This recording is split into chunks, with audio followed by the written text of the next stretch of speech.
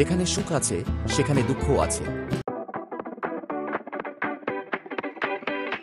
এক গ্রামে একজন ধনী লোক থাকতেন, যার সবকিছুই ছিল, কিন্তু তবুও তিনি ছোটখাটো অস্বস্তিকর বিষয় নিয়ে বিরক্ত হয়ে যেতেন। তিনি বাগান করতে খুব ভালোবাসতেন এবং তার বাগানে সব ধরনের ফুল লাগিয়েছিলেন। বসন্ত এলে সুন্দর ফুলের মাঝে তিনি দেখলেন যে তার বাগানে কিছু কাঁটালো ফুলও গজিয়েছে। সেই কাঁটালো ফুল দেখে তিনি বিরক্ত হলেন। সেগুলি তিনি তার বাগানে চাই না, তাই সেই কাঁটালো ফুলগুলি উপড়িয়ে ফেলে দূরে ফেলে দিলেন। কিন্তু কয়েকদিন পর সেই কাঁটালো ফুলগুলি আবার গজিয়ে উঠল। ধনী লোক ভাবলেন, কেন তাদের উপর ওষুধ ব্যবহার হয় না? তিনি একজন বিশেষজ্ঞকে ডাকলেন। বিশেষজ্ঞ তাকে বললেন, বাগানে ওষুধ ব্যবহার হলে কেবল কাঁটালো ফুলই নয়, আপনি যে সব সুন্দর ফুল লাগিয়েছেন সেগুলিও মারা যাবে।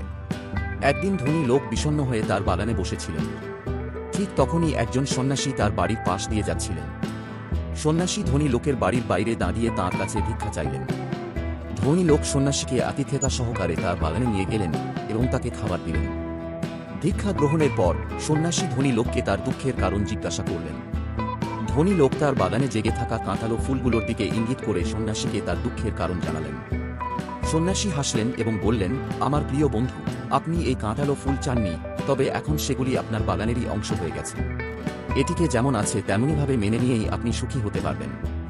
আপনি যদি ফুল ভালোবাসেন তাহলে আপনাকে কাঁটাও মেনে নিতে হবে। ধনী লোক সন্ন্যাসীর কথা বুঝলেন এবং সেদিনের পর থেকে তিনি আর কখনো তার বাগানে জেগে থাকা সেই কাঁটালো ফুল নিয়ে বিরক্ত হলেন না। যেখানে সুখ আছে সেখানে দুঃখও আছে।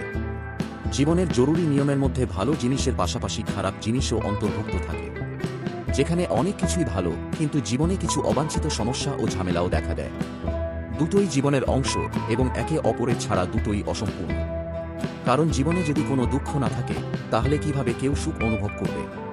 হ্যাঁ, আমাদের অবশ্যই দুঃখ দূর করার চেষ্টা করতে হবে, কিন্তু অনেক কিছু করার পরেও যদি দুঃখের সমাধান না হয় তাহলে তাকে জীবনের একটি গুরুত্বপূর্ণ অংশ হিসাবে মেনে নেওয়া উচিত। এবং এটাই সুখে থাকার সবচেয়ে ভালো উপায়।